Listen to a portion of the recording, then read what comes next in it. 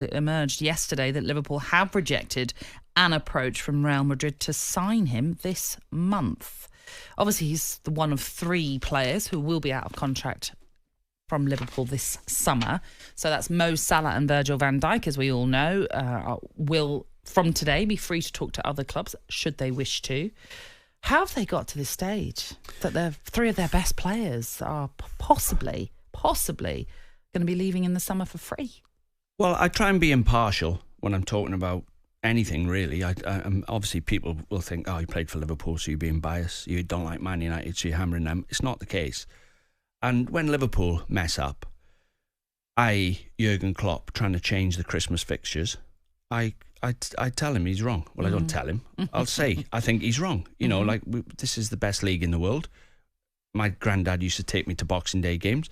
And, you know, you've been brought up in another country that has a winter break. We don't have a winter break. And that's why it's the best league in the world. So I will say that. Or if he gets the team selection wrong, I will try and say it. I have to come out and say this. How on earth Trent's contract has been allowed to run down to now is beyond me. And Salah and Van Dijk. I mean, the 3 best players, including the goalkeeper, he might leave as well if the other 3 leave. And you take them 3 out, you got problems. And because the winning is sort of being brushed under the carpet a little bit, I think people are, obviously everyone's aware and nervous. But Trent, 26 years of age, and why somebody hasn't called him into the office with 2 years left on his contract and said, we want to give you a new contract. Here's a new one. Because when you let a player get down to 18 months, just 18 months, they can see the finish line. They're prepared to lose wages to let the contract run out because they'll get it off the next club. Yeah. There's no transfer fee. So they can see the winning line. 2 years away, for example, if they offered Trent 2 years ago 200 grand a week and he was on 100 and Trent says no, that's £10 million he's lost over 2 years in salary. Right. He'll be thinking that I'm going to lose 10 million if I don't sign that contract, and I could get injured and break my leg at any minute.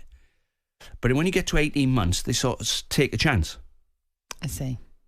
So they've got you where they want you as a club. So how it's been allowed to happen is beyond me. It's bad, really, and they've not got a lot wrong. No. Even Klopp signings. It's just, do you know what it is though? Like you say, it's one player you might understand, but three to be in this situation, that does seem balmy in itself. But I'm sure Liverpool fans are hoping that all will come good and at least 2 of the 3 might stay on. A major point in this is, what is the job description of the manager? Right? When all this is happening, I would have thought when he sat down, we expect you to win the league and win the Champions League. And if you can't win the league, you've got to be there or thereabouts. But we're expecting you to win the FA Cup, the League Cup, win everything. Yeah. That's your job. That's why you've got the best players. So he'll say, right, I can do it if I've got the best players. So where do you want to be? If you're Liverpool, you can't let your best players leave the club. You can't let it happen. You've got to add to that. All 3 of them players would get in Real Madrid's team, by the way. They'd walk in that team tomorrow, and the goalkeeper Alisson would walk into Real Madrid's team. So they know what they're worth, the players. And if you're trying to win things, you've got to pay them what they know they're worth. Trent knows what he's worth in the market. He won't sign for less. Of course. So if you can carry on paying him and just hope that he's a Liverpool lad and he's going to stay out of loyalty, there's no loyalty anymore in football. No. And when was it? Earlier this week, we had a Liverpool fan on who did say that should Trent, of the 3, leave, because he's local boy, come through the academy, made his way into this first team brilliantly, that he will be hated if he leaves. But ultimately, I don't think he will. Well, this is what this particular fan said, and a lot were in agreement with him, it has to be said. There were also some that didn't agree with what that Liverpool fan had to say. But I think a lot of fans, from that perspective, just expect something from a homegrown boy, maybe, and that's that loyalty aspect. But I get what you're saying. There isn't loyalty in football, and most people have ambitions, and if they see that there's an opportunity to play somewhere else for a club like Real Madrid that still does have the lure, does have that lure of being a Galactico. It's quite hard to turn that down. That being said, there are other players that we should talk about very briefly. Marcus Rashford. We know it seems as though his future lies elsewhere, despite being included in that squad on Monday night against Newcastle. Wasn't involved, wasn't brought on, despite being on the subs bench. He's employed the services, it seems, of Stella, the agency that once got Real Madrid, got Gareth Bale that move to Real Madrid. So it seems as though if he's going down that route now of bringing on board a big agency, he is obviously desperate for a move out away as well. He's still contracted to Manchester United until 2028, but is it a case now that they just have to sever ties, both parties? Yeah, and you look at all the money that's been wasted, and you can name the players at Man United, but even look at Arsenal when they signed Pepe for 90 million. When you've gone to watch him play and you've done your research on him, have you looked at his talent or have you looked at his attitude as a professional footballer playing for a top 6 club?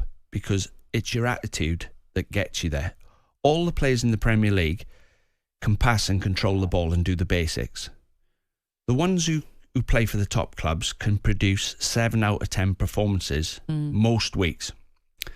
The ones who can't end up on the bench and then they end up out the club.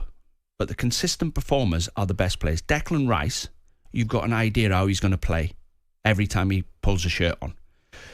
So when you sign players, you've got, for me, for the top club, the first thing you've got to look at is what's under this shirt, because fans can see if you've got fire in your belly and how much desire you've got. And you don't need a manager to drive you on. You don't need a manager. It's your own personal pride in your performance and the inside your stomach. And they've signed too many players on talent. Well, talent's not enough. So Marcus Rashford comes into that category for me. He looks to me as if a goal doesn't mean I was a striker, right? A goal to me made my week. Yeah. If I scored, that was my week sorted. I was delighted. I don't think he cares if he scores or not. I don't think a goal means a lot to him. He's got to get on the pitch first. I don't think he enjoys playing football. Yeah. When we were young and we played for school teams and we played for no money, everybody loved it. The minute you get paid and the pressure's on, some players can't cope with being every day in training. There's coaches watching you, up to standard. You're getting, rollickings every day, non-stop, and crowd watching you. So Marcus Rashford coming out and saying what he said, he's devalued himself and for the club. 2 weeks' wages, fine for that. You're not allowed to speak out of turn. They got shareholders as well, by the way, Man United. So now they're not going to get what they want for him. And I keep hearing people saying, Marcus could do with a new start, new challenge. No, I'll rephrase that. Man United need to get him out the club. Yeah. That's how it works. Yeah. Sorry, you leave. Out. We'll get a better one than you. We got enough money. Well, it's the January transfer window is officially open. So will Marcus Rashford be on the move Where's this he going to go month? now? Well, this is the question, isn't it? Would you have him at your club? No. Don't know how he's going to play. I honestly don't know when I wake up. So I put him down as manager. I was asking that to the listeners really more than you. I'll tell you what I think. I don't know how he's going to play. I know. You need 7 or 8 players who you've got a good idea how they're going to play through the inside them, their pride. We will talk more, I'm sure, about Marcus Rashford and what's next for him. But United fans, is it a case of now is the time? He's got to move on. And as I was saying, would you have him at your club? Let us know if you would be open to giving him a second chance, perhaps. talkSPORT Breakfast, waking you up Monday to Friday morning from 6 a.m. on AM, on DAB, via the talkSPORT app and on your smart speaker. talkSPORT.